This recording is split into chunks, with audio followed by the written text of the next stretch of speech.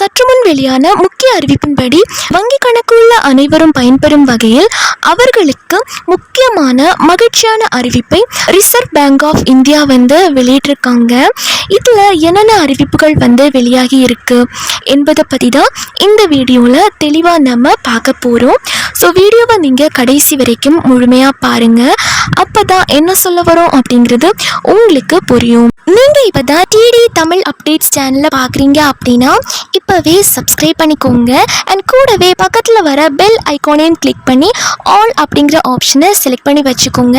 So அப்போ தான் நம்ம சேனலில் போடக்கூடிய புது புது தகவல்கள், புது புது வீடியோ உங்களுடைய மொபைலுக்கு உடனே நோட்டிஃபிகேஷனாக வந்து சேரும். அண்ட் மறக்காமல் இந்த வீடியோக்கு லைக் பட்டனையும் தட்டி விட்டுருங்க. அண்ட் மறக்காம கமெண்ட் பாக்ஸில் ஹாய் அப்படின்னு சொல்லிட்டு போங்க. ஓகே, இப்போ வாங்க வீடியோக்குள்ள போகலாம்.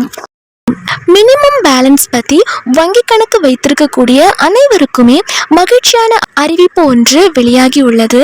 ஸோ மினிமம் பேலன்ஸ் பற்றி வங்கி கணக்கு உள்ள அனைவருமே இதை பற்றி நீங்கள் கட்டாயம் தெரிஞ்சுக்க வேண்டியது அவசியமாகும். இப்போ பார்த்தீங்க அப்படின்னா வங்கியில் மினிமம் பேலன்ஸ் அபராதத்தை பார்த்து கடுப்பாகும் நபர்களின் மத்தியில் அவர்கள் மகிழும்படி முக்கிய உத்தரவு ஒன்றை ரிசர்வ் பேங்க் ஆஃப் இந்தியா அனைத்து வங்கிகளுக்குமே அதிரடியாக சொல்லியிருக்காங்க.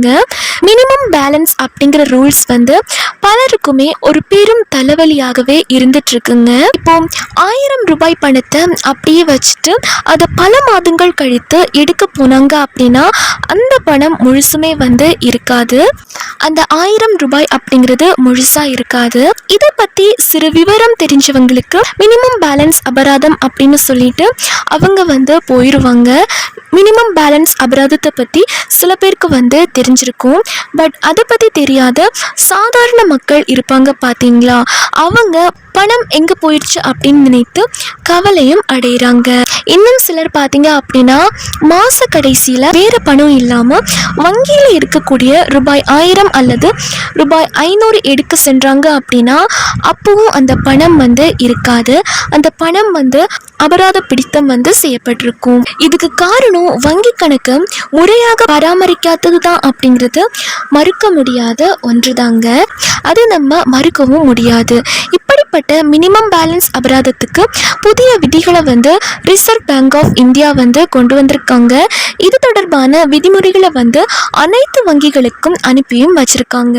இந்த புதிய விதிமுறைகளின்படி 2 ஆண்டுகளுக்கு மேலாக எந்த ஒரு பண பரிவர்த்தனையும் செய்யாத வங்கி கணக்குகளில் இருந்து எந்தவித மினிமம் பேலன்ஸ் அபராதமும் வசூலிக்கப்படக்கூடாது அப்படிங்கிற மாதிரி சொல்லியிருக்காங்க.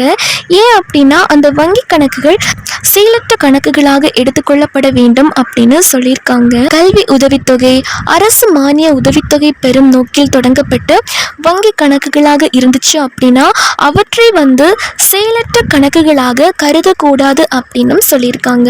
இந்த கணக்குகளில் 2 ஆண்டுகளுக்கு மேலாக எவ்வித பரிவர்த்தனையும் மேற்கொள்ளவில்லை என்றாலும் இவை செயலில் உள்ள கணக்குகளாகவே கருதப்பட வேண்டும் அப்படின்னு சொல்லியிருக்காங்க. அதே மாதிரி இந்த கணக்குகள் ஜீரோ பேலன்ஸ் அக்கவுண்ட்களாக இருக்கும் என்பதால் அதிலும் எந்தவித மினிமம் பேலன்ஸ் அபராதமும் வசூலிக்கப்படக்கூடாது அப்படின்னு சொல்லியிருக்காங்க.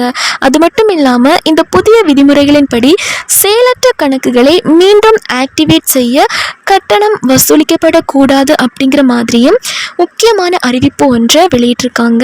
அதே மாதிரி தொடங்கும் போது முந்தைய பராமரிப்பை சொல்லி அபராதமும் கேட்கப்படக்கூடாது.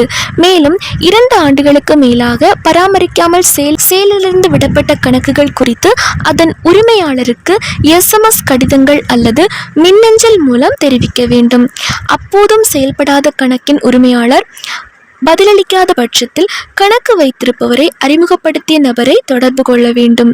மேற்கூறிய விதிமுறைகள் மினிமம் பேலன்ஸ் அபராதத்துக்கு கொடுக்கப்பட்டிருக்குங்க.